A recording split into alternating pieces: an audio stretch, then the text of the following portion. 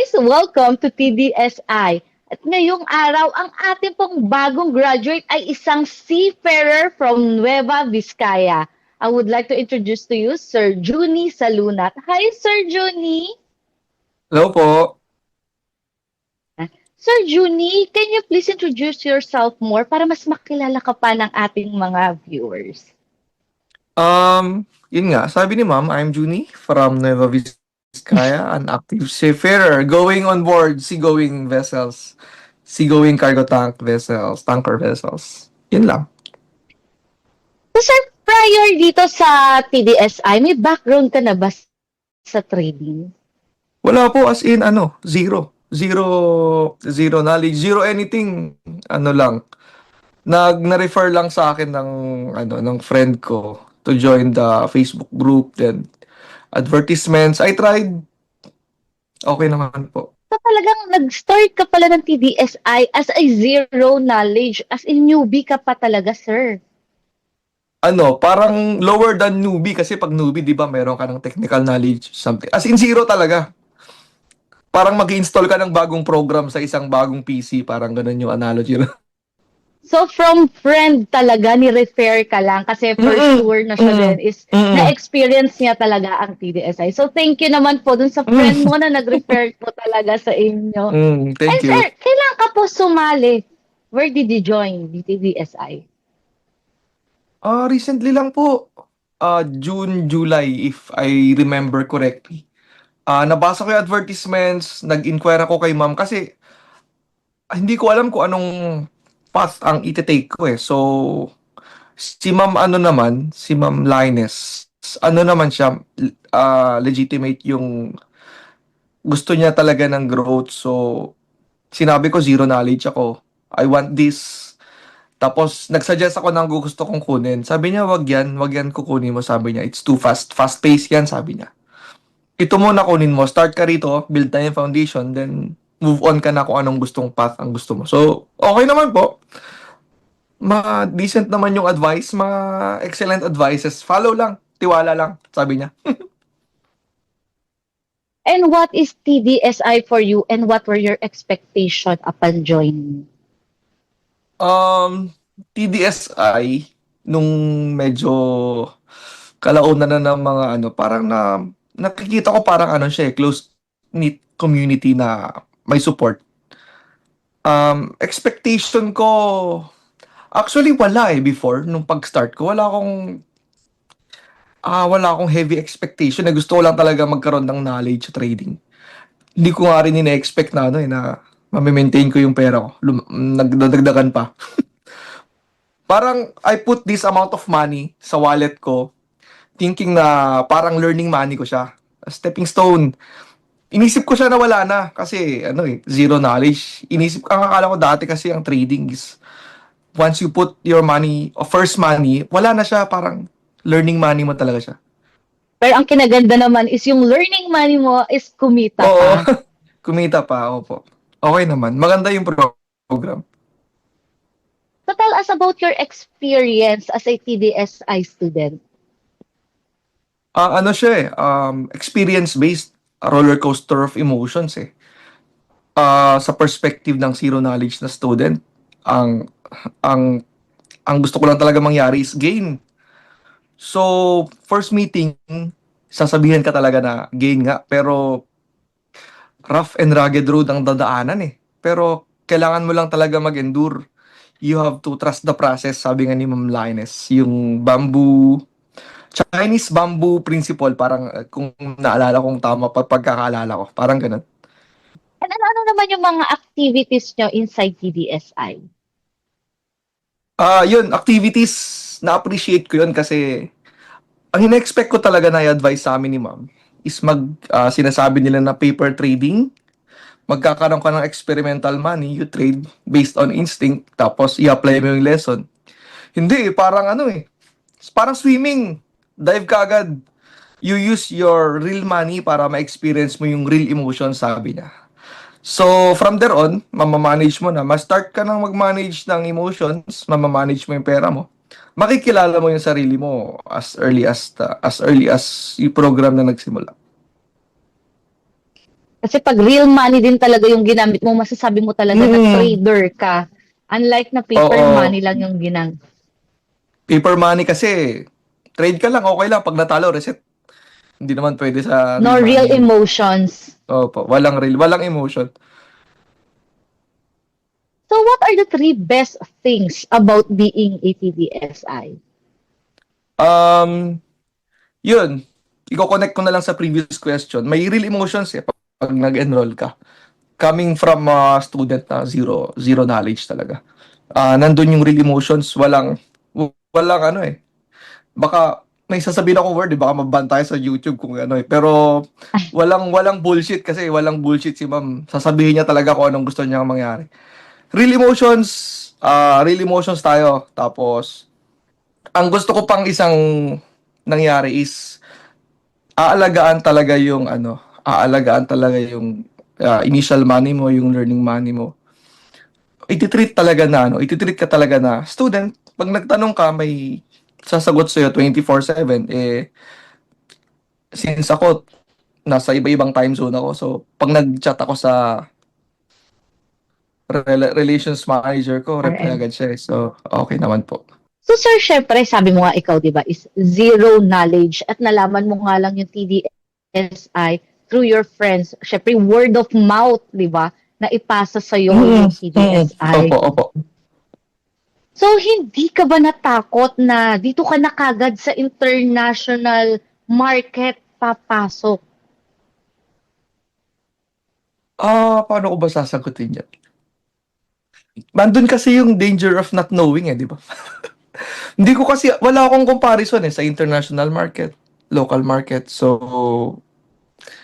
andun yun. Hindi ko alam eh kung anong mas volatile eh. Pero volatility depende rin kasi sa trader. Marirealize na lang kung anong mas volatile pag nasunugan ka sa local, nasunugan ka sa international. Pero regardless, pera pa rin eh.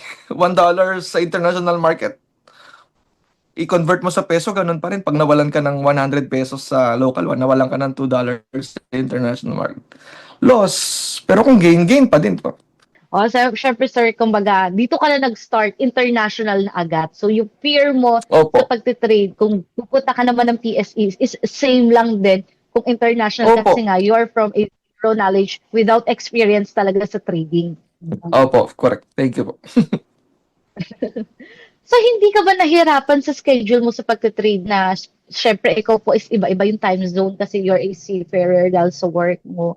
Hindi ka ba nahirapan mag-trade?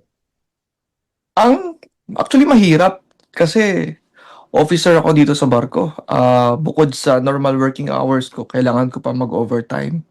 Tapos may mga hinahabol pa ako na due dates, deadlines. Pero gusto ko talagang matuto eh. Nandun yung drive ko, nandun yung burning passion to learn. I want to learn. Gandun kasi, parang excited nga ako actually after work eh. Minsan talo, excited pa rin. Hindi ko maintindihan sarili ko eh.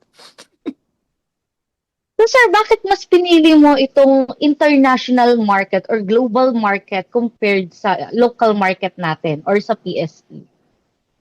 Um, Lately, na-realize ko sa local market, may schedule siya Monday to Friday, 9 a.m. to 3 p.m. yata or 4 p.m. Considering na seafarer ako, sa iba-ibang time zone, gusto ko pag off ko, magte-trade ako.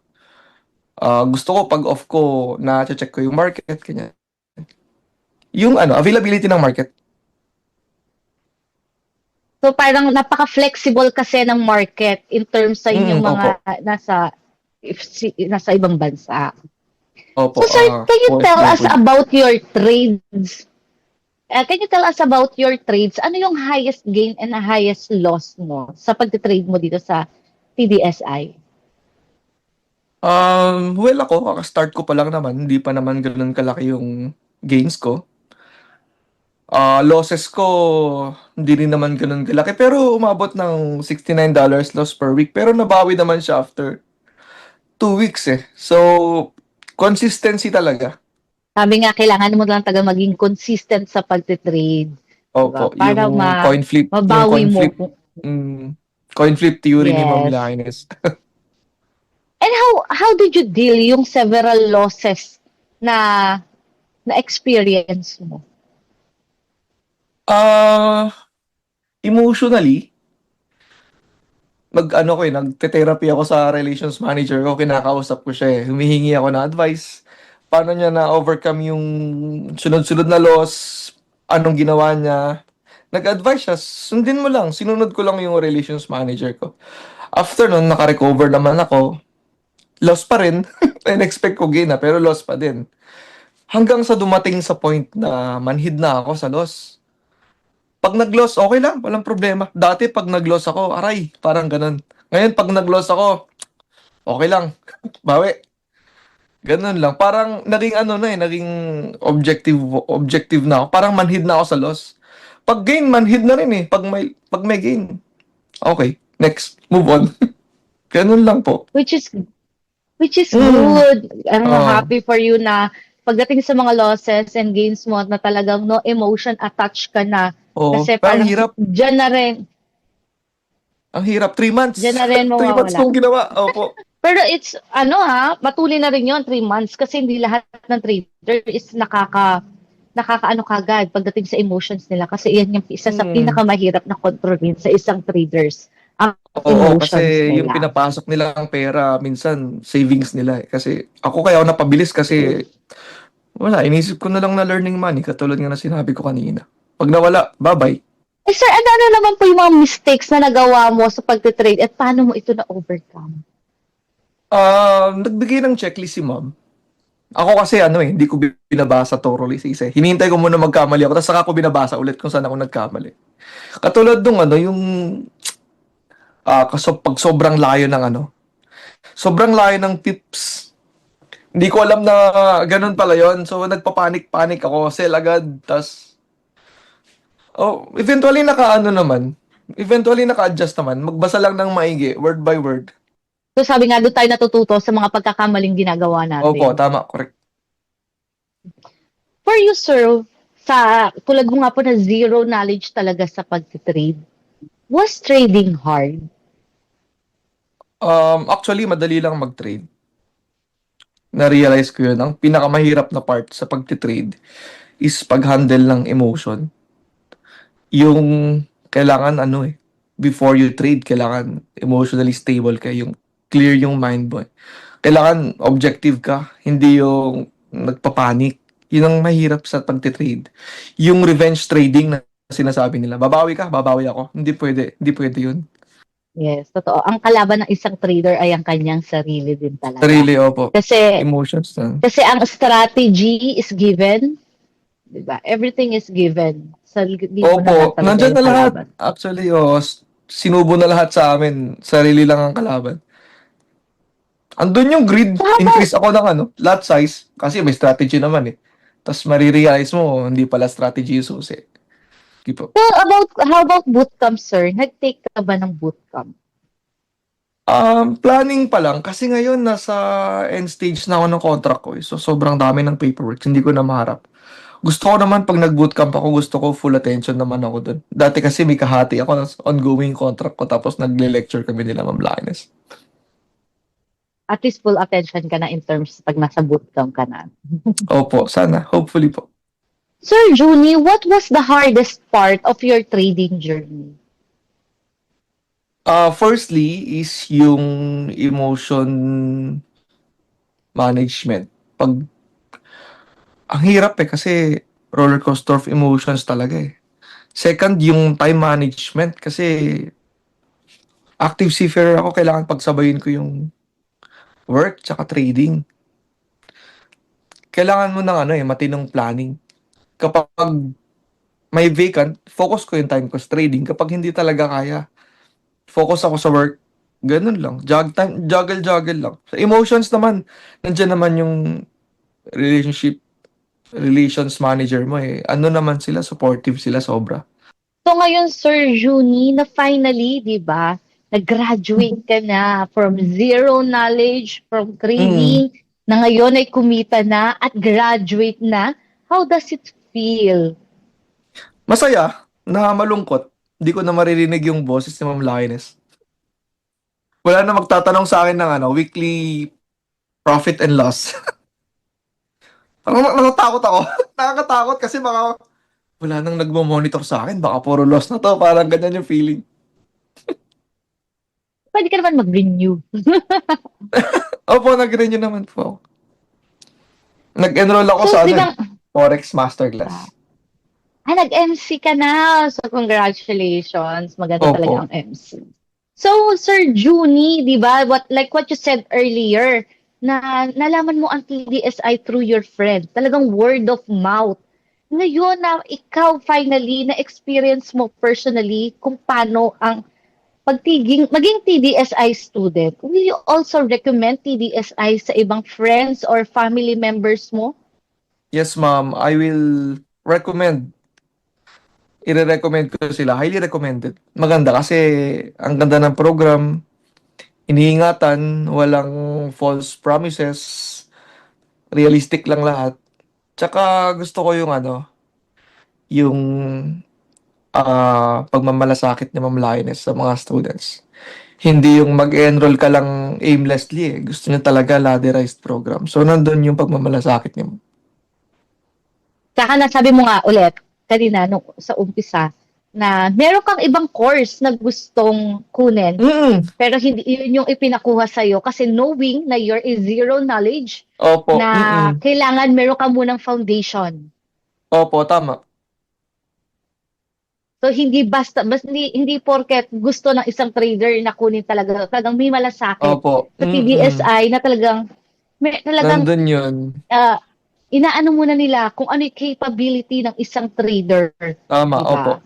Hindi ka nila pag-enrollin lang, regardless kung may prerequisite or not, kasi madali lang naman kumuha ng pera ng tao eh. Iba rin kasi pag gusto mo rin talaga matuto yung estudyante. Kumbaga hindi lang basta-basta gusto na yun nga, sabi mo nga, pera Opo, lang. tama. Pera Dito lang. talaga sa TDSI is para matuto. Opo, tama.